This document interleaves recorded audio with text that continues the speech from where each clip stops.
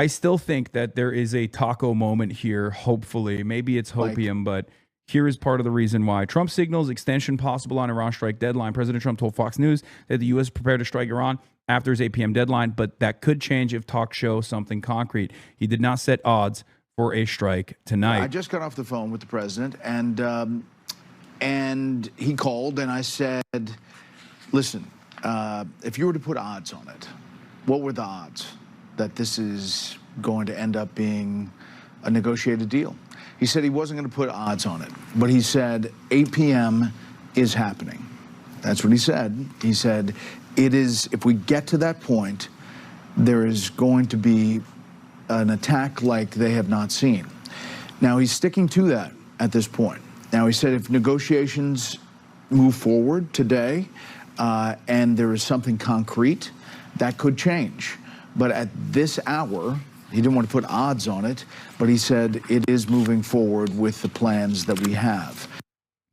Again, we are unironically at the mercy of a madman. You know what, like, a lot of people would say about Hillary Clinton, like, oh, what if she has her period and then she has the nuclear launch codes? Like, what these guys would say about Hillary Clinton is totally a direct thing you can say about Donald Trump, who is demonstrating that he is inconsistent and a total fucking psycho. Okay? It's unbelievable. It's unbelievable. President Trump told Fox News the U.S. is prepared to strike Iran. Like, it's like, how are we allowing this ticking time bomb to have the entire planet's future in his grip? Anyway, there's also more on the Democratic response or lack thereof, obviously. Matt Iglesias, one problem for Democrats is that left-wing people pretend they aren't doing stuff when they are in fact doing in order to further fuel the flames of anti-establishment sentiment. Daniel Denver says, it's incredible how absent Democratic Party leadership is in the face of Trump blowing up the entire fucking world. Hakeem Jeffries has tweeted twice. And that's what Matt Iglesias points to for one of the most popular, or not popular, one of the most powerful Democrats in the country. Okay, he's not very popular. He's popular in his district, but not very popular nationally for good reason. This is the reason why. It's incredible. Hakeem Jeffries is not a fucking Twitch streamer, man. What are you talking about? I've tweeted more about Donald Trump than he has. What the hell does that do? Like, this is it? He did this? That's all it is? On February 18th, the New York Times broke the news Trump was sending a war armada to Iran. Jeffries did not issue a formal statement about Iran until February 26th, 8 days later, which was entirely process criticism, right? Then proceeded to schedule a war powers vote for the week after the bombing started. Jeffries has yet to make a moral case against the war, only offering limp, sleepy, and incoherent process objections. Jeffries tried to ignore it altogether until Ro Khanna and Thomas Massie forced him to respond. Hakeem Jeffries allowed another war powers vote to be delayed for a month for no discernible reason. Okay, you got to take it? All right, take it. Boom. All right, let's get it started. Fox has a timer now too. Great, fantastic. At 8 p.m. tonight, in 8 hours and 30 minutes almost, approximately, we will know. We will know what the fate of the future holds, you know? So just remember, this isn't just simply like farming outrage against the Democrats. It's important for people to understand like what the Democratic Party could have done as far as like successful messaging strategies that they could have implemented ahead of time, and also what kind of legislative pressure they could apply in this circumstance so that when the moment comes, like right now, they would have a built-in defense mechanism. They would have a response. They could have paperwork that they could point to. They could have people on the record, right? Or is it 8 p.m. EST? I thought they pushed it back to 8 p.m. EST. Oh, shit. It's not. Oh, you're right. That's not in 8 hours. That's Pacific time. On my laptop, I'm on Pacific time. Apologies. I fucked it up. It's 8 p.m. EST, which is in, holy shit. That is actually... Oh my God, dude. It's in 5.5 hours. What the hell? You're staying live? Yes, I will actually be doing a speech while it's happening, ironically enough, once again. Anyway, Alex Jordan of Quincy Institute says a majority of Democrats in the House and Senate voted to give Trump nearly $1 trillion for war in 2026. Now we're supposed to act like this party isn't a willing partner in the ruinous U.S. foreign policy, but rather a bulwark against war. Gonna take more than some angry tweets. Yeah, and they also obviously delayed the vote on the Iran War Powers Resolution. That was also completely ridiculous.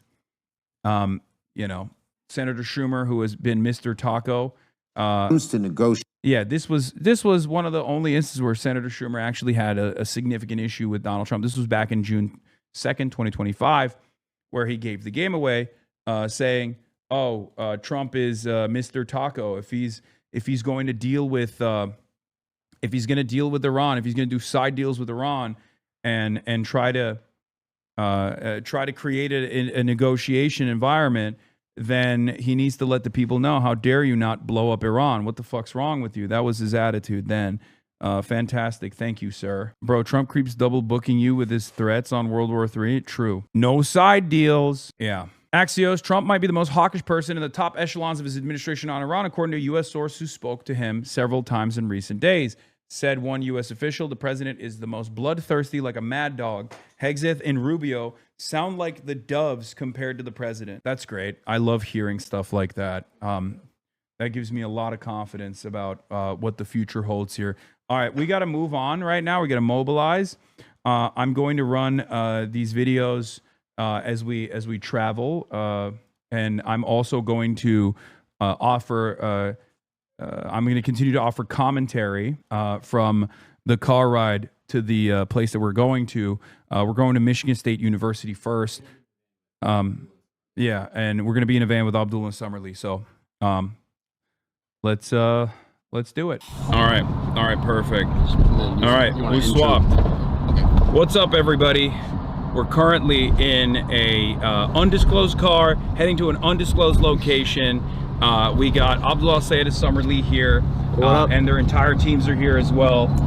We're heading to Michigan State University first, right? We're going to be doing Michigan State first. We're going to be doing some speeches. There's going to be a rally. It's indoor or outdoor? Indoor.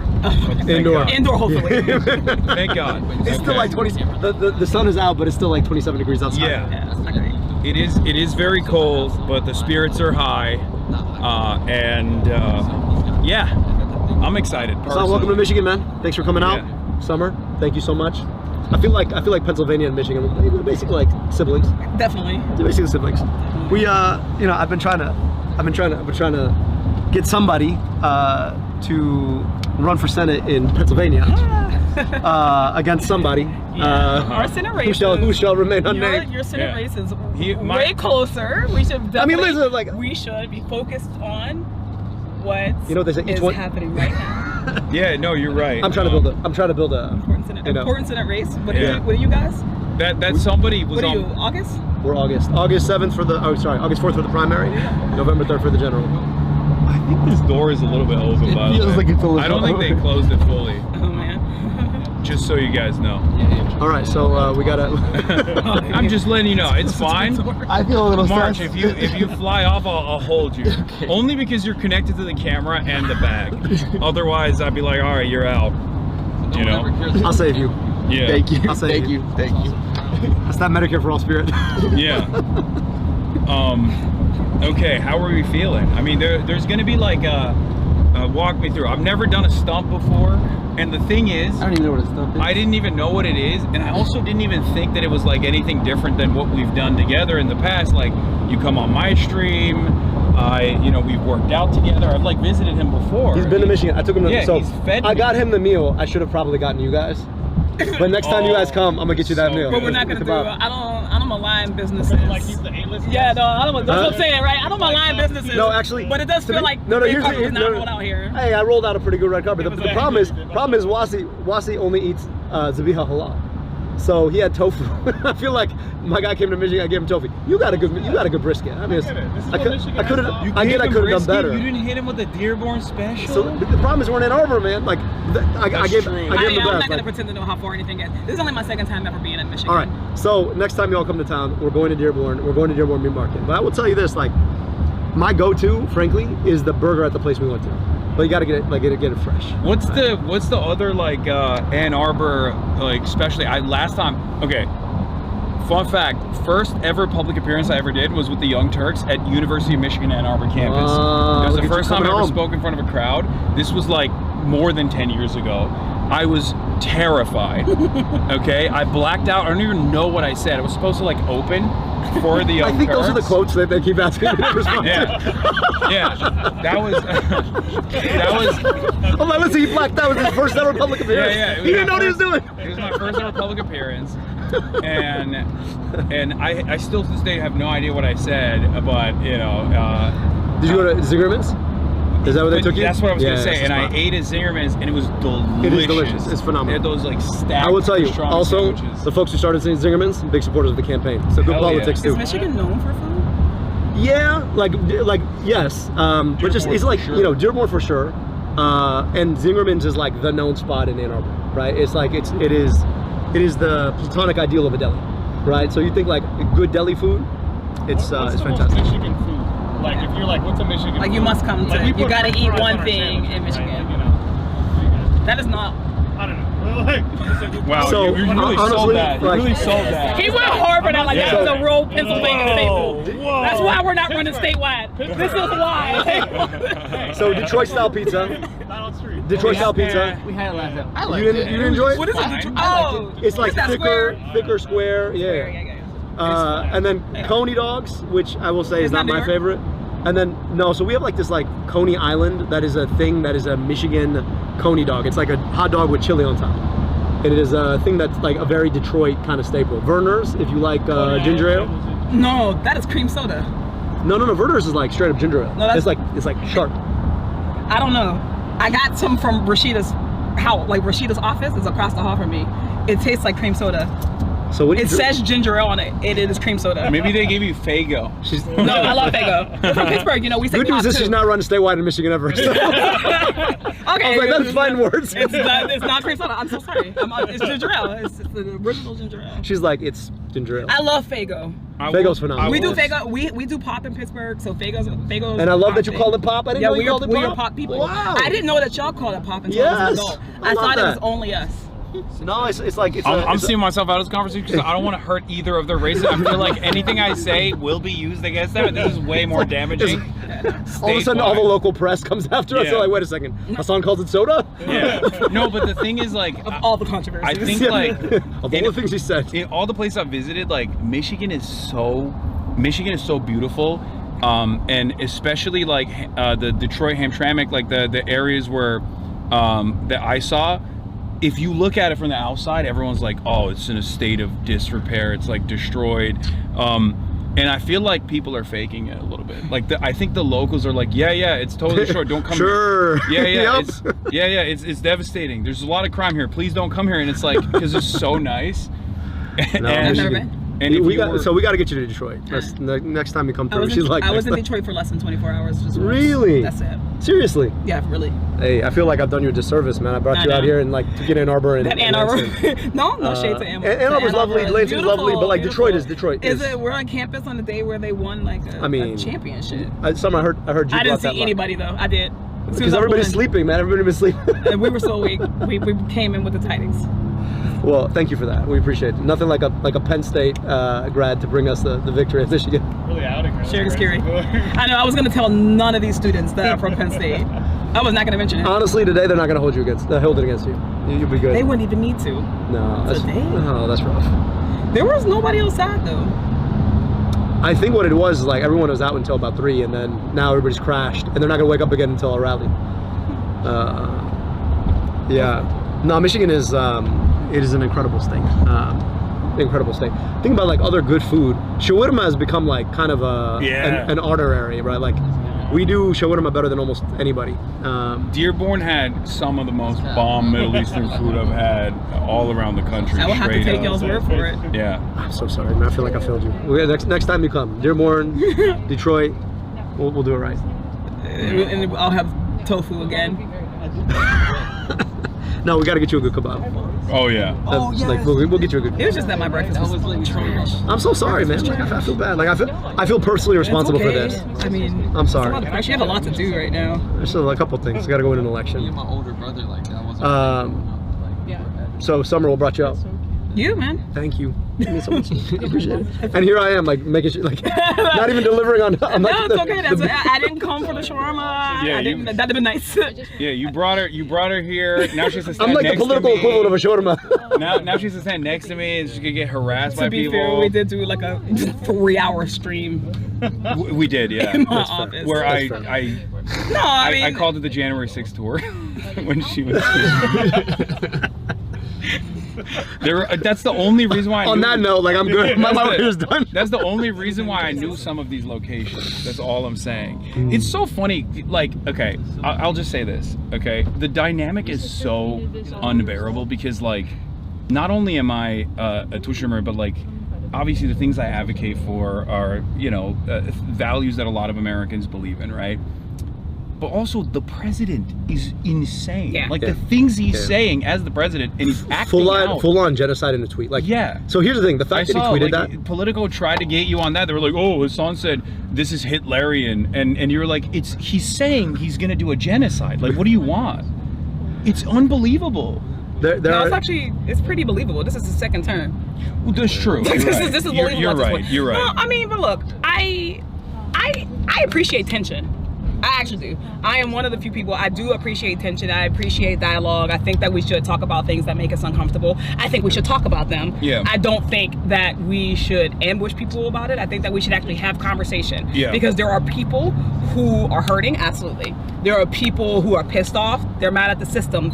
They feel like nothing's gonna change. Yeah. They should be heard also. And that's not actually what's happening here. That's like actually not what's happening with you. That's not what's happening on a lot of our campaigns in this conversation. So I mean, you have a choice at that moment, right? Like to do the greatest good that you can do. And right now, you know, I'm here for you, right? I'm here because we want to talk to these young people. I'm here because like there are people who are in your audience. There are people who are in our spheres and our lives, right? They deserve to hear from us. They deserve to hear from people who want to represent them. And I think that's exactly right. I'm gonna try something else for size to see if it resonates for you guys. The modern day Democratic Party is like the cool kids table. They only invite you there when they're gonna make fun of you. But for the rest of the time, it's only them having a conversation with each other that is increasingly irrelevant to the experience that everybody else has. And I think the challenge that we have is that Democrats wonder, like, well, how is it that we're losing? Why doesn't everybody realize we're the cool kids? And you're like, everybody hates the cool kids. Nobody likes the cool kids. They're also not very cool, I'll be honest. Yeah, that's the other side of it. When I think of cool, I'm not, no disrespect, I'm not thinking of Chuck Schumer, you know? You're not? I mean, he's not exactly the dynamic person that I think would, you know, do a lot of damage to the Republican movement at the moment. But I'm not alone. But like, effectively, see, that's the thing. Look, I'm vulgar, right? I'm a very passionate person. I get very upset. I have to deal with these people, these right-wing psychos, on a daily basis. Of course, like in ways that many people don't have to, because the medium that I'm a part of is incredibly there's so much incredibly interactive. There's so much back and forth conversations taking place, and of course, like, bro, I gotta be honest with you, I don't know how you do it. Like, I honestly, I don't think I could do that for 8 hours a day. And then I watch you watch the chat. I'm like, how are you reading this? I'm reading it right now too. I'm chatty. I can't do that much. No, a little bit much. I was like, it just looks like a word stream. I guess that's why it's called a stream. Yeah, so people see like those choice moments where like I'm popping off at like someone who's saying some heinous things and they don't get any context behind it at all. And they're like, wow, this person's he's a real asshole, he's real angry. I'm like, you would be angry too if you heard what the other person was saying. You just saw my response to it that's like clipped for 10 seconds. Of course it's gonna look are you be angry if we keep witnessing us squander opportunity after opportunity to actually get something done? Yeah. Like, at the end of the day, like, we're in politics. You are politics adjacent. Yeah. And people want to see stuff get done, and it's like we tiptoe around all the stuff that's really important, right? We're gonna fight a streamer. We're going to we're gonna have a 2 week. we're gonna do that. We're gonna fight a streamer. We're gonna do all that. But we're going to ignore, people who actually support a genocide. We're gonna ignore people who don't support Medicare for all. We're gonna push all those people out of the party. Yeah. Right. We're gonna, like, young people who are like climate justice. Right. We're gonna tell them that they don't know enough. Right. We're gonna do all that. Not this election. So that's what I'm saying. Like, 2 elections from now, but not this election. Yeah, no. But to be fair, like, even when you're talking about like the modern day party and what it should be, what it can be, I think that we are really taking liberties by saying that people don't know sometimes what the outcome is going to be of some of these actions. I think it's actually a concerted effort to try to stymie a movement of younger people, of black and brown people, of otherwise marginalized people, working class people, poor people, who actually are desperately trying to discover their politics, exercise, right? If the whole party gets paid by the corporations who make the problem, and you step up against the corporations who are making the problem, their whole thing is just like, just shut that down, because the money train keeps going. That's why I have a Abolish Super PACs Act. To get them out of here. So if you need a co-sponsor in the Senate, let me know. Yeah, we're also at the epicenter of like that Democratic Party's failure in the last election. Like Michigan is supposed to be a blue state, right? And it was very obvious that like a big part of the reason why Michigan was lost was because the Democrats, for some indiscernible reason, I still don't know to this day what they were thinking, decided we're gonna win with our own design, right? Donald Trump is a monster. I made that very clear over and over again. I warned the Democrats that like they weren't taking it seriously. At the DNC, directly talked to them, right? What you mean when Vice President Harris invited you to the DNC to stream from the DNC? Yes, exactly, when that happened, which is weirdly. What do you think is the difference? I don't know. I can't. Yeah. You know, what might be the difference now? But it's again identical. Like in the same problems persist in the way that the Democrats want to like get out of this, where they're obviously throwing these like endless distractions in the conversation in an effort not to talk about the real problem, which is like obviously what Donald Trump is doing in Iran. I think some Democrats do actually secretly, and maybe not so secretly, like what Donald Trump is doing, and they see this as a win-win where they can like tie this around him because it's super unpopular, and hope that like this will be a great benefit for them electorally. And simultaneously, they don't get to like disrupt any of their donors or any of their big lobbyists that want them to stay quiet in this moment. Let me just stop it right there. No, that's it, right? That's the it is the disruption part. Disruption is the thing that is the greatest sin in our political system right now, right? The greater sin is not answering the corporate like donor. The greatest sin is not literally like commissioning American bombs. You know, in a global world that we share, right? That is not the greater sin. The greater sin is saying that like I want Medicare for all. It's saying that actually I believe that our politics can be more inclusive. That like. Working can actually people. work for people. Like that, it can actually work for people. That is a greater sin. And I personally think that if the Democratic Party is going to survive this moment, then I think that we are going to have to confront the tension. Yep. It is very painful and it's very hard. It's very difficult. I don't deny any of that. But it is actually prolonging the pain for us to continue to tiptoe around each other. You can't tell me that this party is big enough, you know, for people who have, you know, denied so many working class people things. We have people who are anti-union. We have people who do not believe that folks like me, you know, should be able to have, you know, all of the rights, right? That's just real, right? There are people who have not spoken up against so many of the attacks that Donald Trump has had. Like people like that are welcome to the party, bro. Like you're gonna tell me that like progressive people of color are not? I mean, think about this. Josh Geitheimer is welcome in that party. Yeah, this morning he was defending, I think, like Trump's actions in Iran. And we're talking about. This is a funny thing. Everyone's like, oh, why you talk so much about the war? I'm like, why do you think you don't have health care? Why do you think your kid's school looks like shit? It's because we waste all our money doing that dumb shit instead of actually investing in you and your kids and your family and your home and your community with your tax dollars. And now, like, you know, the crazy thing is, it's like it took gas prices going up $1 for people to be like, man, maybe it's a bad idea. I'm like, yeah, it's been a bad idea. And if you apologize for that kind of politics and you're welcomed into the Democratic Party, which is supposed to be the party of peace, I don't know what to say except for, I'm sorry, your values are not consistent with what you say you're fighting for. And so at some point, the question for us is, yes, I'm gonna call you out on it. And I'm sorry, but like, you can either get right on your values or you're gonna continue to be called out. And what they're trying to do is weaponize folks like you to say that somehow you can't be welcomed into polite conversation unless they do it. Right, unless they do it. And at some point, we can't sit back and abide near genocidal behavior on the part of the president and pretend like being welcomed in a polite company is really like the table stakes. No, like the president is both uncivil in his language and also in his actions. He's barbaric, right? I'm at least, I'm not very civil as a Twitch streamer, but But the things that I'm advocating for, the things that I'm advocating for, a lot of people are on board with. That's part of the reason why I'm a popular person in this sphere. The only like leftist live broadcaster in a sea of right-wing manosphere content creators. There's a reason for it. Yeah, like I can come across vulgar at moments, but like I would rather maintain the moral majority's perspective while sometimes being vulgar, maybe even communicating in the language that a lot of these people understand, unfortunately, and then to be a civil genocidaire, a civil defender of genocide, a civil defender of the current corrupt system that we have, that would rather take all of our productive output, all of our tax dollars, and spend it on bombing schools overseas rather than building schools in our neighborhoods. And a lot of people, I think, have been so disconnected from foreign policy by design. They think it happens over there, it has to happen. People that pay a little bit more attention are told that we have to do that because our enemies are barbaric, they're monsters, they're violent, and they have to be brought to heel.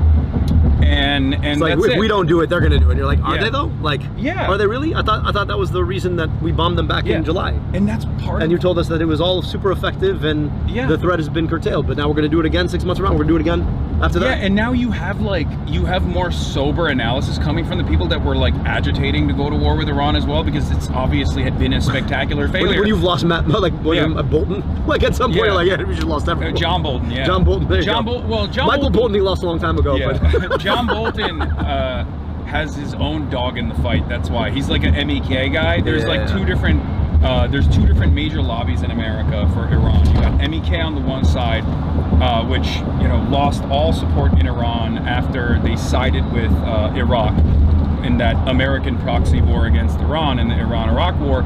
And then you have the Pahlavists, the monarchists, right? Neither of them have like significant support on the ground. MEK has no support whatsoever. They're just treated as like psychotic terrorists for the most part. John Bolton is upset because he was an MEK lobbyist for years and years, and he knows that there was no shot that was happening. So that's part of the reason why he's been like critical of it. But what I'm talking about is like Satrinowitz, like people who are analysts at like these Atlanticist groups that have openly fomented war against Iran their entire careers, who as analysts are now recognizing it's actually a spectacular failure. So they're like calling for restraint from the outside now that like their dreams are being realized. It's very interesting. It's an interesting dynamic to observe. Did you guys see the New York Times report that just came out? No. It was the former Axios guy and Haberman, Maggie Haberman. They did this incredible report where they looked through all of the, like they basically got in the room. They got quotes from General Kane, Susie Wiles, the Chief of Staff, J.D. Vance, every single person, Marco Rubio, everyone that was like a part of the process of the decision-making process in these like closed-door meetings, they all basically gave quotes to the New York Times. And apparently the only person that offered like light pushback was Dan Kane, which we already knew because he leaked it to the press in the lead up to the war, because he was like, we're going to run out of munitions. He's also the only serious person in that whole room. Yeah. And who actually has to prosecute the actual war. Like, I don't agree with his worldview, but these people want to continue American empire. They want to continue the hegemony, and they realize that making decisions like this are going to be successful in that endeavor. Well, you actually have the technical waging of war in front of you, and you actually have to make the thing add up. You realize that actually the math doesn't math. And that's the hard part, right? Like, the math never maths when it comes to war, but we do it anyway. And then they want to tell us that the math doesn't math when it comes to healthcare. Well, no, I mean, the math does math for some people in war, that's right? True. Somebody, that's right. Somebody always benefits. Somebody always benefits. You're correct. Raytheon's doing great. Northrop Grumman doing great. Exxon doing great. Yep. Doing fine. Yeah. The rest of us who want healthcare, good schools, not doing great. Yeah, it's not like, it's interesting because like Trump is not even trying to sell it, right? Like at the time he's talking about his drapes. The previous. But Trump doesn't have to sell anything, right? Yeah. Trump doesn't have to sell anything, right? There is no scandal. There is no scandal that essentially sticks with this man. There's been one, right? It's Epstein files. Yeah. That's And, it. and even then, And this even is, then, like, this he's is in his, them. exactly. He's in like, them, right? He's up in them, and right now, like, And this the is his smoke, escape tactic, The smoke right for here. him is just like minimum. Smoke for him is minimum. I can't. Like, let me tell you, the one thing that I get since I've been like in politics, the one thing I get is like, Summer, you're not bipartisan enough. Yes, of course. And you're not bipartisan, You right? just have so to, it's like- yeah, you know, but it's real, right? It's like a real conversation, right? How come you don't talk to Randy Fine more, right? Randy Fine is basically just like, I hate Muslims. He just tweets that, like, I hate Muslims. And it's like, should we be bipartisan? Like, what is the line between bipartisan? And then it's like, but here are people in media that you cannot talk to, but I do expect you to talk to your colleague, your Republican colleagues, who have said that they did not believe in your humanity. They've said they're not trying to work towards any of the goals that you're working toward. I work to anybody. If you believe that we can get Medicare for all, Let's do it. let's do it. Let's do it. Yeah, it's also never demanded of Republicans. That's right. That's another Exactly. thing that I get It's like so we have to mad reach about. over and talk to them about Like- the shit that they want to do, but they don't have to reach over Yeah. and talk to us about the stuff that we want to do. Yeah, I've been doing this for 13 years. I've never seen the Republican Party Compromise anything? ever compromise.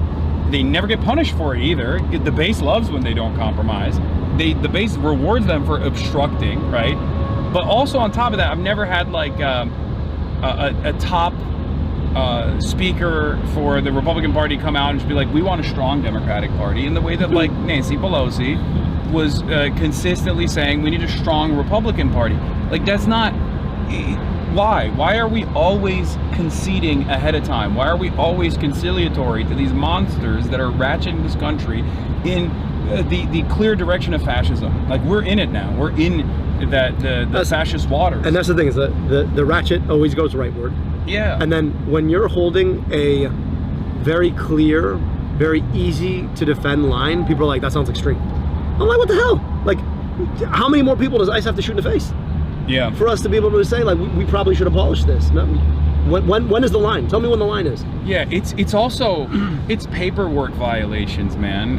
For the longest time, we had the INS. It was separate from Customs and Border Patrol, and you know, they did the agricultural control and things that were like necessary. The FBI was tasked with dealing with like federal crimes in general. Like, we had a working system, and it turned into this like behemoth of a surveillance state. After 2003, like, there are people who are probably voting for the first time in their lives in this election cycle that are, you know, around the same age as ICE, right? Yeah. It's unbelievable that we act as though this institution It's is like written into the profoundly Constitution. important. I know. Yeah, it's a profoundly important institution. Oh, what do you want? Our borders to be porous? It's like, no. I'm like, also, what the fuck does Minneapolis have to do with the southern border? Like, that Yeah. should have been the giveaway right there. It's like, Yeah. I was there at the height of it. It was 2 below. That's not the southern border. Like, wrong border. So if this had anything to do with actual immigration, then what the fuck are you doing in Minneapolis? Yeah. Also, not only that, but like, these people, we've done a great disservice to them. Like, there's tens of millions of people that have been working. There are neighbors. They have family members that are American-born citizens as well, and they're going along with this process where they're purposely kept in limbo, right? That's the reason why ICE is going to these courts. Did you hear about this most recent case? This The gentleman, guy in the base? Yes. Yeah. He brought his it's- wife, and they picked her up And they for allegedly apologized, trying right? to. They had said that she was illegally trying to what was the word that they used? Invade a base or something like that. You're like, she had a deportation order from when she was 22 months, married to a reservist. Yeah, from like, I think it was like from 2005. Brought or all of her something. paperwork with her, and you're like, how is this making us any safer? Yeah. Like, is this productive? What's more productive? It Like, depends on what you. going- It depends on what your objective is. Yeah, Yeah, that's right. No, I mean, and that's the other thing, right? They're telling on It's- themselves. That's exactly right. It's simply to soothe the interests of like some of the most radical elements in American society, and it's just dangling this stuff, the white nativist sentiment, in front of them, so that they forget that like they don't have a house. That's all so well that and they good, forget that but they people have don't call health. that out enough. Yeah. No, People don't call it out enough, right? Well, we keep talking I about like, do. That's why they yell at me all the But time. that's They why do, we're yeah, not. That's they why. do, but you're an individual. Let's be real. Everything that we talked about, right? Every single impediment we have is very real. Republicans don't get the smoke that we do because we don't give it to them. Yep. Right? We don't have standards for them. Anytime that there is a barrier that comes up, it's actually just not an excuse for us to give up, right? Republicans have won on narrative and messaging. Yeah. And we have to be just as persistent, right? Because they take no prisoners. Yeah, no, precisely. But we have to be just as persistent. I mean, I think the question right now, when we're in the middle of authoritarianism, is do we want this worse, better than Republicans do, or than MAGA does, or than whoever these fascists are? Do we want to build what comes next just as much as they do?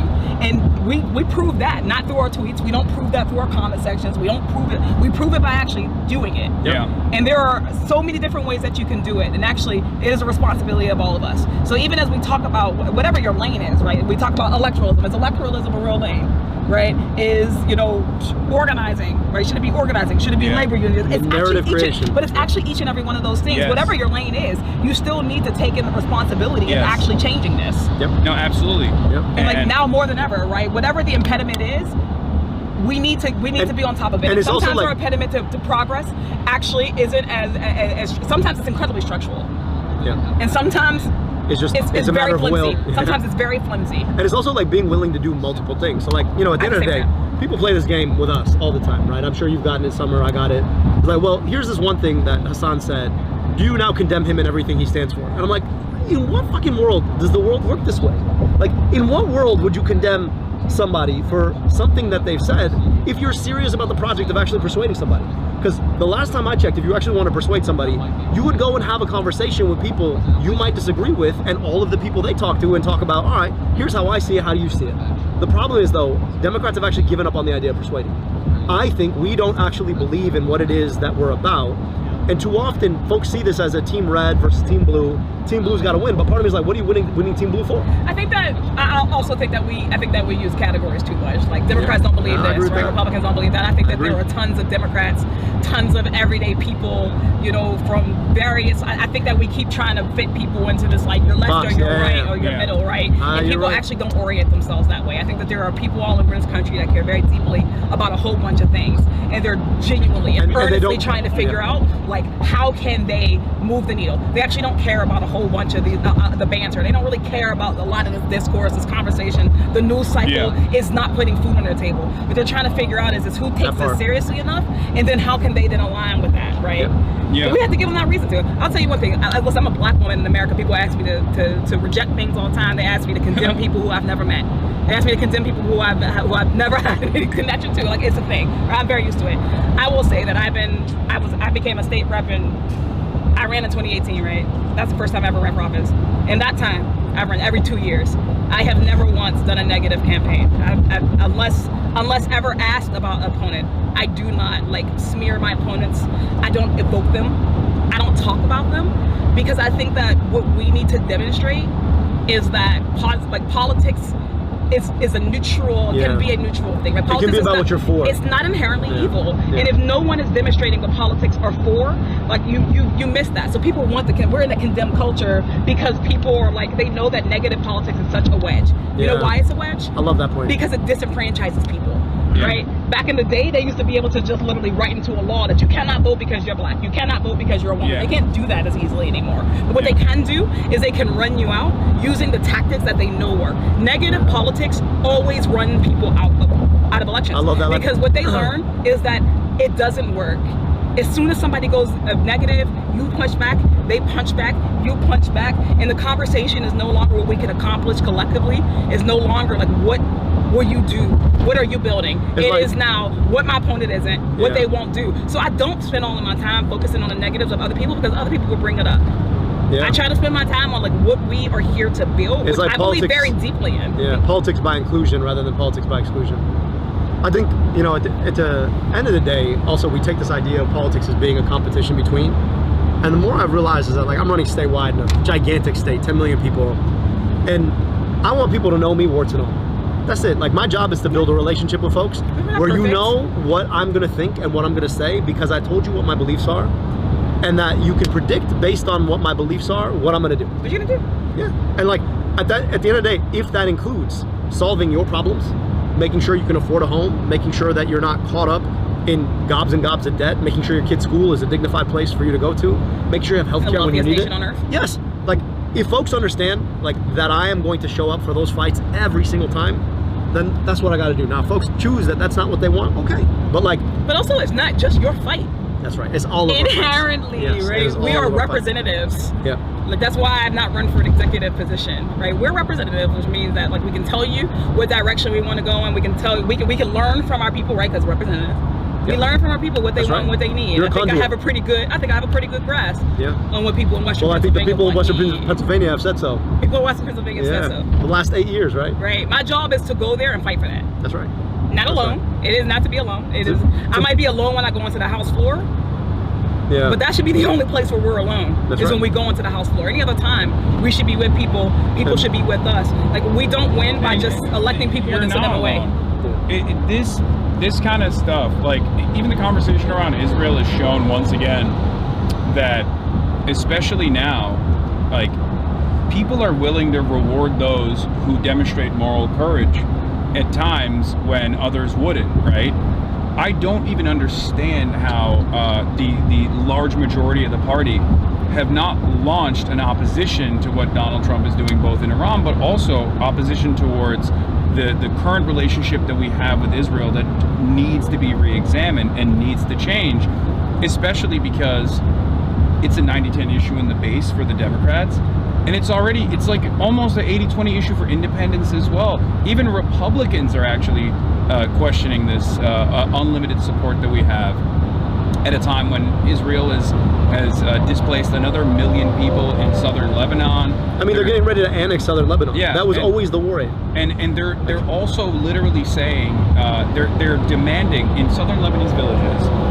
The Israeli government has openly said they're going to turn it into Gaza, and they're going to southern villages in Lebanon that have, their Christian villages and the non-Shia villages, and demanding that they reveal if they have Shia Muslims in those villages that they're sheltering. This is exactly what happened in the Holocaust when Germany occupied all these other countries. It's unbelievable that like we can't call into question the actions of our supposedly foreign ally that we're giving unlimited weapons support to at a time when Americans are suffering here. It's unbelievable. We're also torching what, $1.5 billion a day? Yeah. In a war that nobody wanted except for Benjamin Netanyahu, and he finally found somebody stupid enough to go fight it. I mean, what can we do with $1.5 billion a day in Michigan? I mean, here's the crazy thing. I mean, I'm gonna fight for it to come to Pennsylvania, but like, what can we do? Israel bombed a synagogue in Tehran yesterday. They bombed a synagogue. And they came out and they were like, "Oh, sorry, it was collateral damage." Like it's unbearable. The inconsistency. I mean, there is a long history of Sephardic Jewish folk in Iran. You're talking about like long range Jewish history being destroyed for thousands of years. And that's the other part of this. Like, I just want to be like absolutely clear about. At the end of the day, right? I think all of us have been extremely clear that when it comes to standing with the Jewish people, when it comes to uplifting and empowering Judaism, right? Like, nobody understands how important that is, right? As somebody who's been discriminated against. All three of us. Like, you're Muslim in America. If anti-Semitism exists, so too does Islamophobia. Yes, and so too always does run together. anti-blackness. Yes. They are never far apart. Yeah. Which is why to abide one is to welcome the others. Yes, and that's the thing. And I will never do it. The reason that we stand up against genocide is the same reason we stand up to fight anti-Semitism, because you care about people and all of their forms.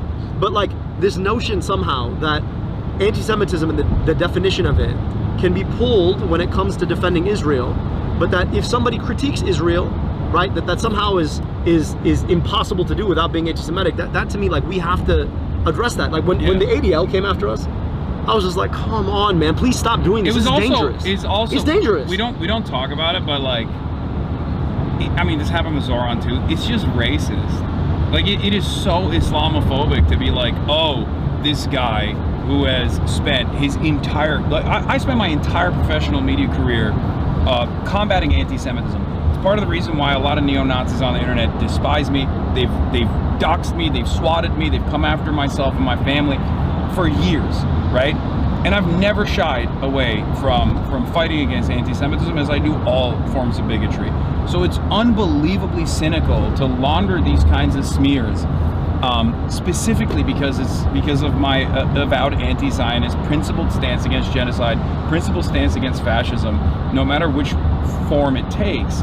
And it is just like with Zoran. He's like unbelievably careful, unbelievably conciliatory. He is so empathetic in his language and the way that he communicates on these issues. and they still smear him endlessly, where they're like, oh, he's an anti-Semite. At a certain point, you have to realize, like, yeah, it's a lot of pro-Israel people. A lot of people who are pro-Israel are very Islamophobic. The ideology requires you to dehumanize Muslims in general, like, and this is what it is.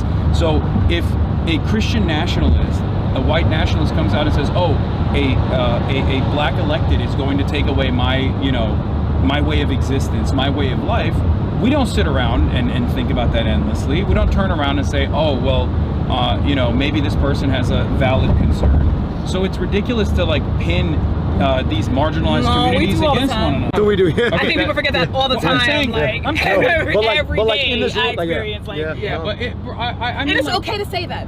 I think that oftentimes we're trying to compare it as like, yo, if this was a black person, or if this was a that person, if this was a that person, we would never get away with it. And it's because we live in silos and we don't live other people's experiences. You're right. You're right. Yeah. You're absolutely right. Actually, what I meant is like broadly, I think like liberals And I also in get what you general, like broadly liberals in general, like kind of understand if there's like an avowed, you know, anti-black candidate that's like demonstrating anti-blackness in that way.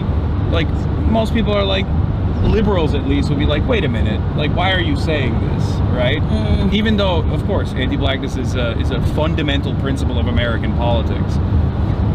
That's what I was trying to say in a way where like a lot I of saw a liberals, post that somebody was just like, yeah, you know, it's like bad. You know, the president has done like anti-black things too. It was like he tried to, you know, get monuments removed in Philadelphia, which is like terrible, obviously. Like, oh, Yeah. But also, if you took a year's worth of Donald Trump's policy just in this term, Yeah. and the thing that you can say is the most anti-black thing he did was that, it's because people don't recognize that like structural racism is violent too, right? Structural racism might not be, you know, someone with a gun to your head. It might not be, it's not a bomb to your church in Birmingham anymore, although it has been that in times. But it is structural. Like if black women don't have jobs, yeah, that's actually violence because you know, how do you go to the doctor, right? That's a real thing, right? If black folks and other, I don't even talk about anybody else, like, but no, do you remember when Ronald Reagan and Richard Nixon's conversations were like unearthed a couple years ago? I think it was in Trump 1, where Ronald Reagan had said some heinous things about like African diplomats. My God. Yeah, and liberals were like, oh my God, I can't believe Ronald Reagan is anti-black. And I was like, what, this is how you realize? Like, a lot of people are so optics focused. Yes. You're absolutely and right. that's why it's like they're white focused on the hood, optics. like burning cross. They need to hear it's someone. politics as symbol. But that's rather than also why substance. people struggle with anti-Muslim hate right now. Yeah. Because it doesn't manifest like a white hood, you know, and a burning cross. Until it does. Until it does. Yeah. But anytime you see dehumanization of people, you'll see a genocide following. Yeah. All the time. Which is why, if we've learned anything from history, whether that history be the history of chattel slavery, history of the Holocaust, or the history post 9/11, right? We should recognize that when people are able to, en masse, just like dehumanize people, that I expect that we are about to commit atrocities against them, because that's what fascists, that's what evil people do, right? They desensitize people to the humanity of the folks who they want to then conquer, the folks who they want to subjugate. And I just want, in 2026, for us to take a beat and see that for what it is, right? We have watched in Gaza just like dehumanization of Palestinian people. I see it often. And I still don't see American politics willing to talk about reckon with this it. way, Well, right? I mean, willing to talk about it that way. This whole and their family members. And they're now that live doing here. it in Iran, and we will do it elsewhere. We've already done it in Sudan, right? The reason why people cannot talk about, you know, a genocide there, people can't talk about the Congo, because we've already long since, you know, dehumanized Afro-descended people, right? We're doing that more, and I do expect the Democratic Party to speak out against that. I do, because I do because right, black people, we have learned, you know, by the sword, like what it means to live and die for rights, not just for us, but for everybody, right? To know that we cannot go to the Republican Party. There is no house, there is no home for us, right? Yeah. But in this home, I want this home to be structurally sound. I want this home, right, to keep us warm, to do all the things that it needs to do for us. And I have greater expectations of the Democratic Party than I have for the Republican Party that I don't care for, right? I don't need the Republican Party to get their shit together, because I'm not rooting for them, when right? you say your values I'm not are about, rooting for them. When you say your values are about uplifting and empowering all people, then that means you got to uplift and empower all people. And come hard. Yeah. I will force that. And listen, I've been called all type of things. I think everybody in this van, we've all been called very many things, and that's okay. And at the end of the day, though, I will Absolutely. still stand up for Yeah. marginalized people wherever they exist.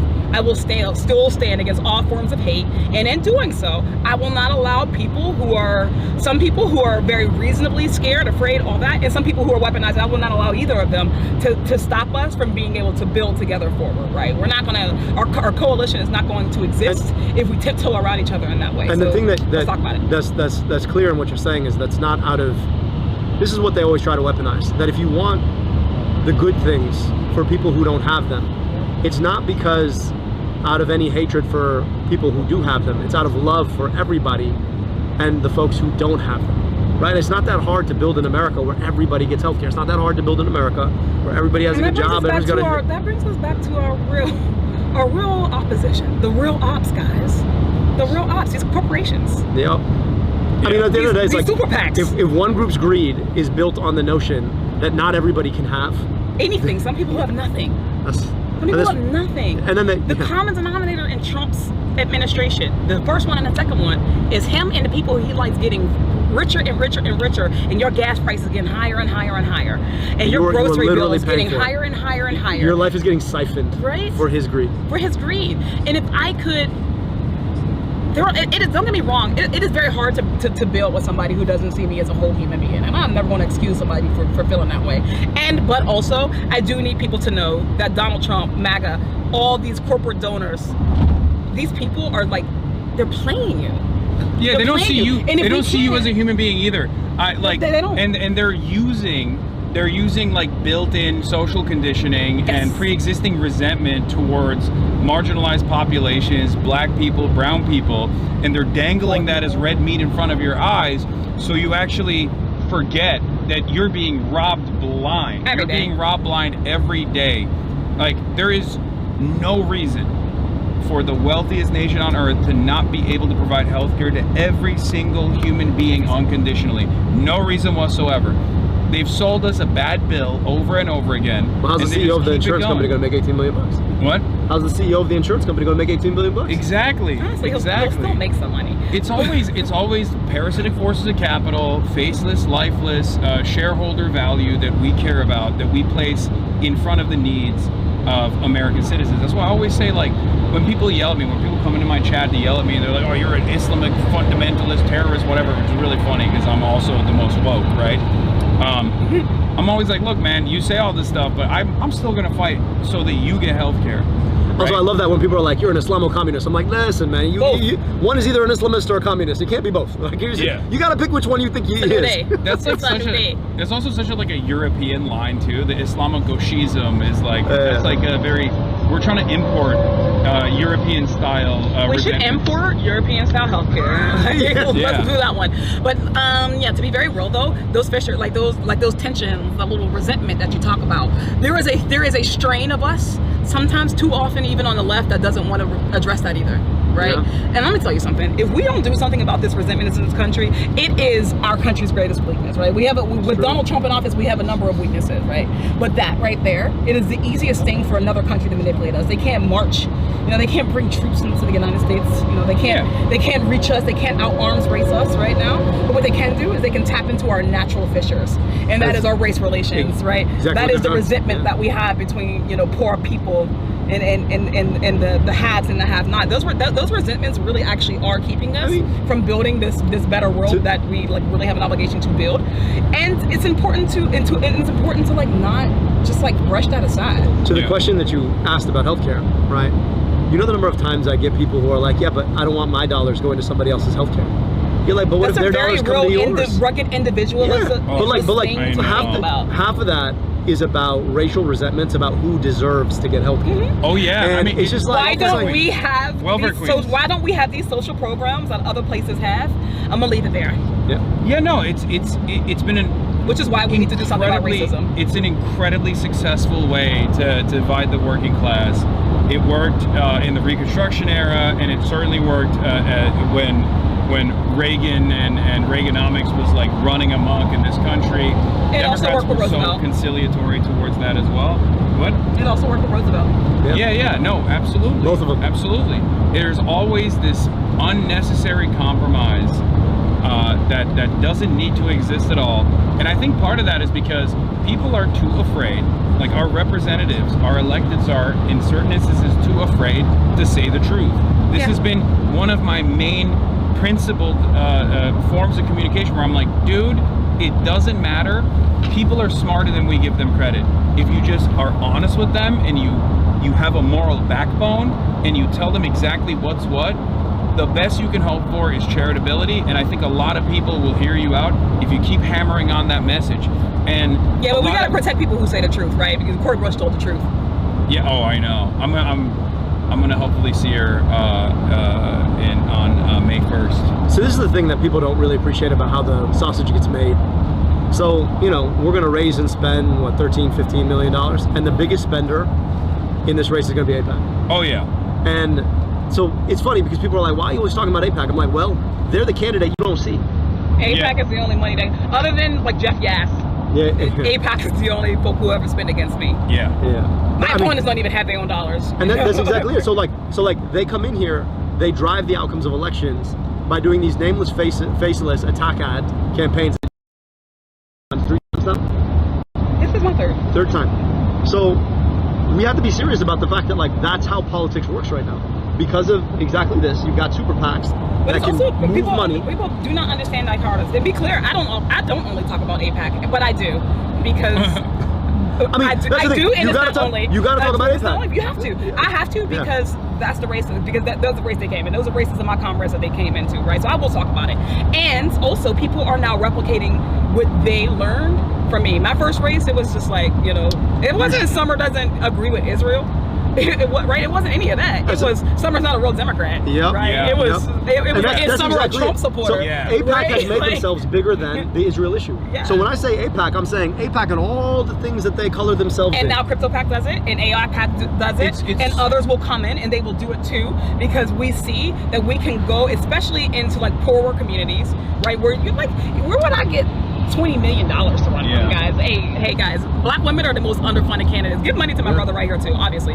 But black women are the most underfunded candidates. Yeah. And then why does AIPAC target districts like mine? Because they know that my black ass can't go to my own, right, to poor communities. They know that poor candidates, poor community leaders can't go to these marginalized working class communities and raise $25 million to counteract their influence, right? So they do that. So they target those districts. And it fundamentally keeps us from being able to have a representative democracy, because these communities don't get to make their own choices. Don't get me wrong, they do. These communities are not stupid. Voters are not stupid, absolutely. But an ad on the TV, 24/7, 75 mailers saying this person is that, being able to define a person. Yeah, man, these people don't get informed consent. Yeah. And they deserve that. No, it's a malign influence on the democratic process unconditionally. And it's not just AIPAC, it's all of these corporate PACs that do everything in their power to never actually tell the truth about why they're dumping boatloads of money into these races. No mechanism of accountability. Illinois races that took place last month, AIPAC dumped like 30 million. Israel was not mentioned once in any of their promotional ads for their candidates. They have never been mentioned since UDP has existed. The candidates themselves never mentioned Israel once either. And they did this through subsidiaries like, you know, Elect Women PAC, or like they have all of these. And now you got folks who run around being like, I don't take AIPAC money. You're like, you're right. Why not take that money? Take money from a super PAC that AIPAC funneled money into. That's why we have to be very clear that we want to abolish super PACs, right? Because I personally don't care who super PAC it is. Abolish all super PACs. They're like, what about your friend? No, all super PACs. Yeah, no, absolutely. But in one race in Illinois, right, we had AIPAC against one candidate, right? It was like AIPAC was for another candidate. Yeah, crypto for a different candidate. And these people in this district are just trying to make the best decision for themselves. Yeah. And it's just like money just flooding in. Yeah. And fundamentally what happens, the more money that comes in, the less likely that working class people are going to have representation, because working class people can't go into their phone, call up $1 million a quarter. Can I do 10,000 points for my candidate? Yeah. but here's the thing. That's the other side of the story, where like I think part of the reason why they're hitting me super hard as well is because I'm an uncontrollable entity, and it's clear that like you know, I've been duking it out with some of these forces of influence for quite a while, and it's gotten to a point where I think they're a little bit threatened, because like there are groups like Track APAC, for example. There's like all these other groups and all these other independent media outlets that are now popping up that do a lot of damage to the tens of millions of dollars that they're dumping into these races. When we go through, you know, independent outlets that conduct investigative reporting like Dropsite, Zateo, many others, and we point out that like what you're seeing on your television is actually an operation to undermine democracy, a way to try to confuse you into making the wrong decision and push for a candidate that doesn't align with your values. And in the past, I think corporate media played ball with a lot of these entities, with a lot of these groups, but independent media doesn't do that. They're trying to create that's their where own the ads version get of bought, that. right? That's where the ads get bought.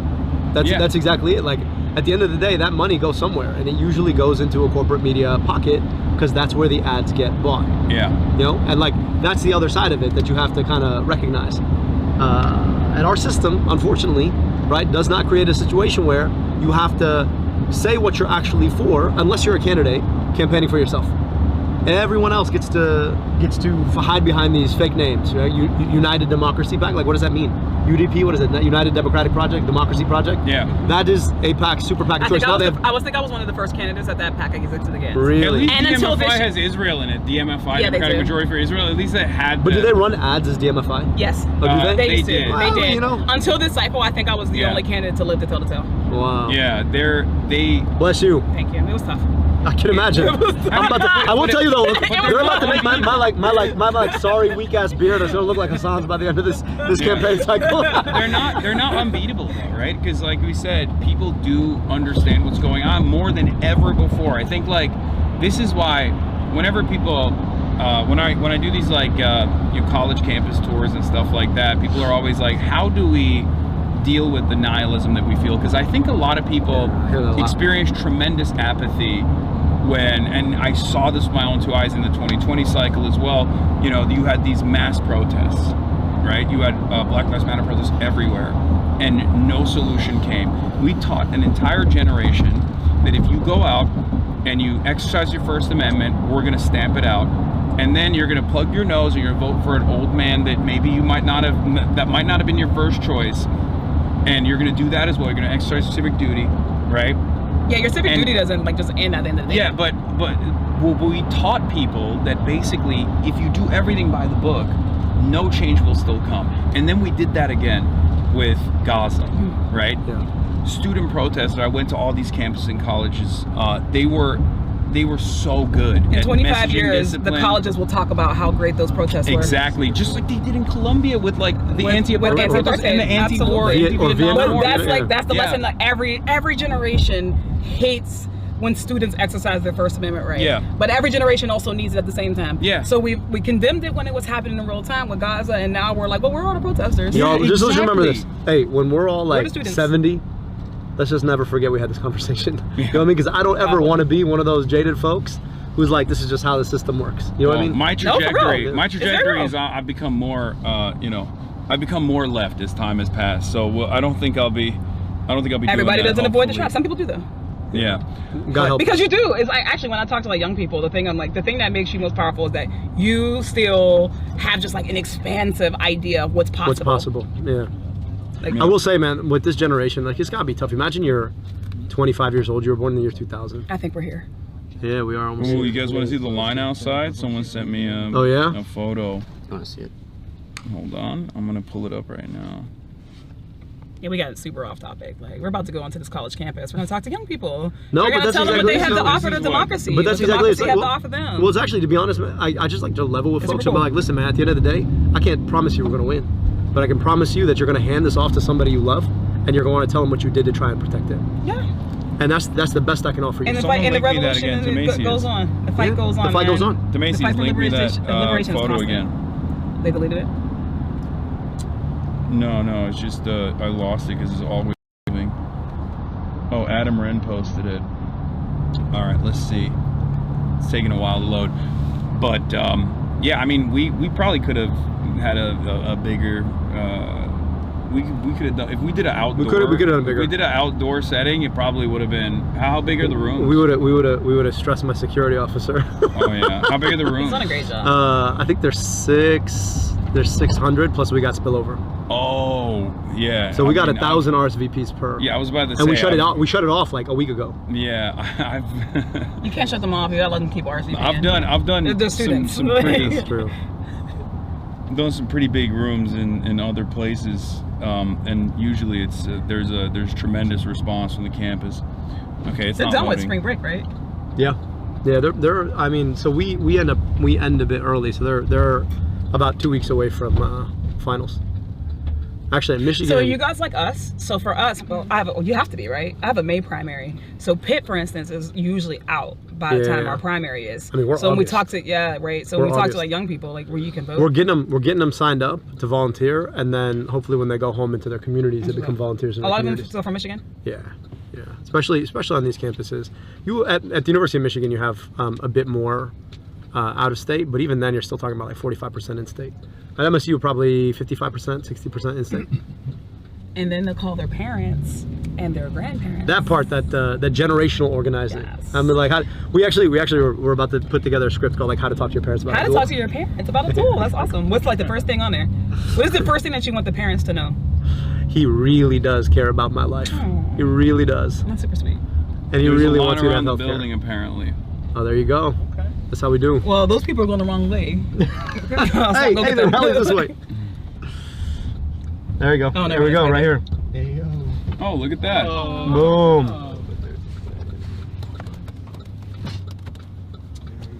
Yo, can I make a quick request? What is up? it? Is it a song? No, no. Like when y'all get out the car, just take a video. Like step out, quick pose, and then move on. I want you to know that everybody just heard you make the plan. It's not, this is our video, not them. Oh my bad. They still heard you though. It's also, it's just behind the scenes stuff. Thank you for that request. I got you. I appreciate it. Some of you supposed to be my co-signer. No, she quickly forgot who you were. That's crazy. I'm here for That you. was crazy. That's wild. I'm literally here for you. So why are the folks speaking back He's like, who are you? No, I was just saying like he's telling the whole. It's like no, I'm just saying like everybody's watching this whole stream and it's just like well they're about to do this. And I'm gonna go. Oh, yeah. Yeah, but I'm the official sign. It's gonna be the clean cut. This is the behind the scenes. Dirty talk. We broke the group. Oh no. Oh yeah. Did that happen to Mexico? No, this That is, just happened? yeah, this is 17.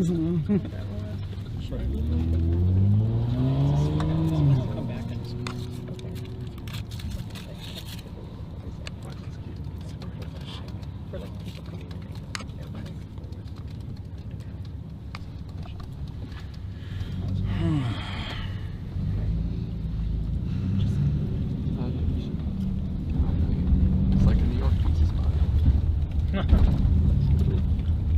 Watching the stream right now. There he is. Yeah, they're definitely. They're in the chat. It's still going around. It's going around the building. It's not a Kofia's, bro. All right. Like that. That's a good sign. That's a good sign. We ain't gonna let them in. It's a little bit chilly out. I definitely have to pee. 'Cause I've been slamming this Monster Bev. There's a lot of Parking spot right here. Damn, bro, you got a real line. That's a line. Right? We don't play in Michigan. I know that's right. We don't play. Oh, okay. This is where we're getting out.